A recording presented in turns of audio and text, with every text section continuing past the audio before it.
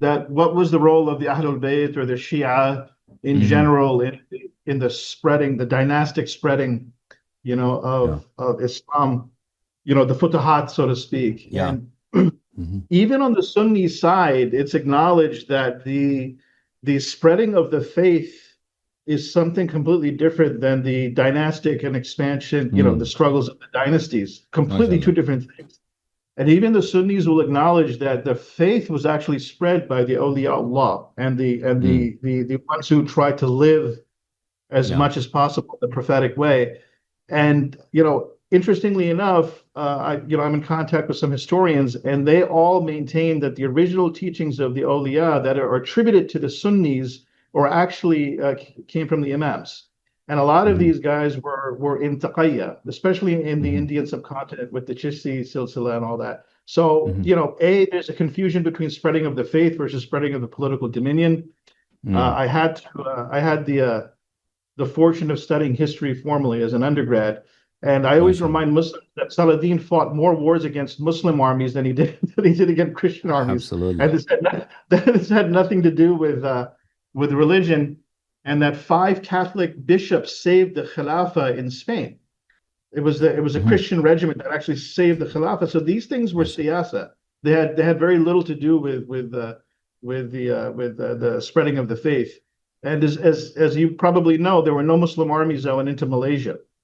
Hmm. Not one army. It was just Sure. merchants and pious Yeah. people. So again, the young man is sort of confusing dynastic and Hmm. political expansion with actually spreading of the faith. So I MashaAllah. thought that'd be interesting to Very say. thoughtful of. But anyway, And good to see about you. Mhm. yeah, so about Salahuddin also he committed many massacres of Muslims in many towns. Oh, sure, sure. No, there was a Yeah, big the Ayyubids. There was Nuruddin terrible. Zenji. There was Yeah. Kerboga. There were such rivalries within the Muslim Hmm. faction. So it was all dynastic. But let me ask you a question.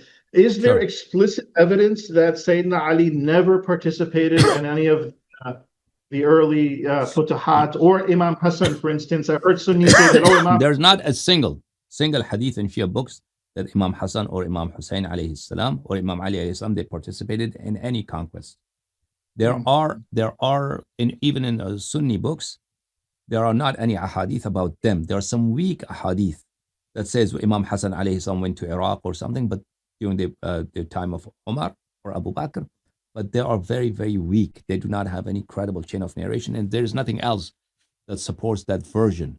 The only time that we see that Imam Ali alayhi salatu wasalam helping the Khulafa were when there was something serious and legal issues. If they were going right. to stone to death, for instance, a woman who is pregnant and they were going to stone her to death, Imam Ali alayhi salam would intervene that this is not allowed because she's pregnant. Or if a woman was insane because they were going to punish her. So Imam Ali alayhi salam would intervene. Or the other times would be that when they had some problems because they were khulafa were challenged by scholars of Ahl al-Kitab.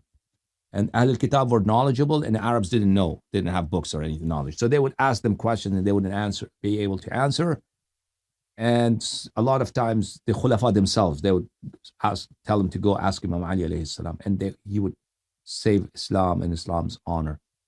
The other time that's very explicitly mentioned in books of hadith, when Imam Ali alayhi salam helped out Omar, was when Persians had gathered a big army in Madain and Iraq, today Iraq, because today's Iraq was part of the Persian Empire. Yeah. So they were going to, hundreds of thousands of people had gathered. The Persians were really wary of Muslims' rise because before Persians did not care about Arabia because it was so desolate and sparsely populated. They thought it's not worth conquering. Nobody thought it was worth conquering Mecca and Medina. There was nothing Mhm. there. Just some oases, small, and there was no wealth. No tax would come from there, so they did not really bother conquering it. But now Muslims were raiding the border towns. And so they realized that there's a problem and Islam, Muslims, Arabs could really be a challenge. And they had defeated the Romans. So Persians, they had gathered hundreds of thousands of troops in modern day Iraq, from Isfahan, from Gilan, from Qom, from Ray, from different parts.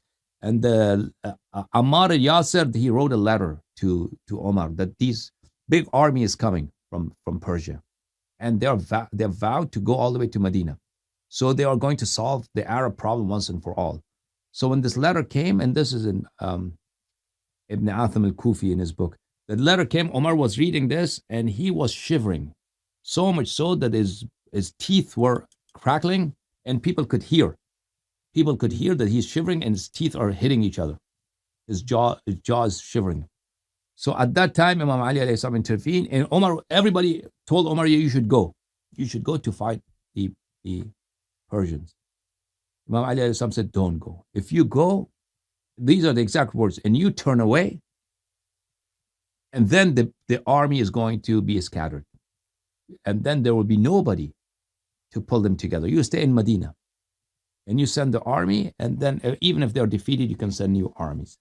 That's the only, but that was a risk for everybody, because if Persians had defeated the Arabs, they would have come all the way to Medina, and they would have killed everyone, including Ahlul Bayt alayhim salam. So that was not really a help to Umar personally or his regime. It was to save Islam. So those are the only instances that we see. And now in popular oration in masajid and some books and articles on internet, it's commonly given, this false information is conveyed to people that Imam Ali alayhi salam was Chief Justice, or he was treasurer, or he was the counselor or advisor to Umar and Abu Bakr. There's no evidence for that. There's not a single narration in Shia books or their books. Nothing. Yeah. What we have, Imam Ali alayhi salatu wasalam engaged in farming. He would dig a lot. Even today, there's an area in Medina called Wells of Ali.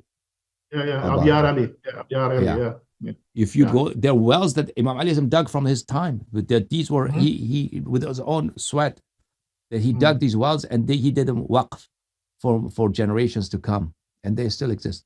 Thank you so much, Doctor. Yep, you got it. Thanks. Yeah, thanks a lot.